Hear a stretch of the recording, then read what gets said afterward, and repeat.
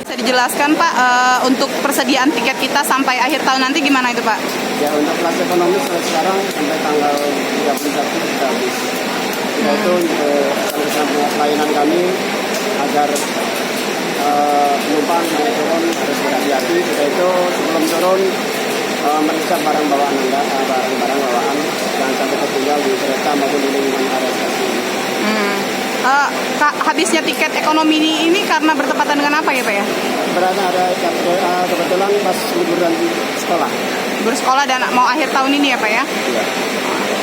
Untuk khusus di stasiun Muara Enim sendiri Pak, ada istilahnya tuh untuk peningkatan pelayanan publiknya apa aja Pak yang fasilitas bisa didapati oleh penumpang Pak? Ya, diantaranya charger, pelayanan charger secara umum, gratis, kemudian untuk toilet gratis sudah jambu sudah ada, kemudian untuk naik turun pelayanan kereta turun, penumpang turun dia sediakan tangga-tangga sudah dipasang oleh tugas.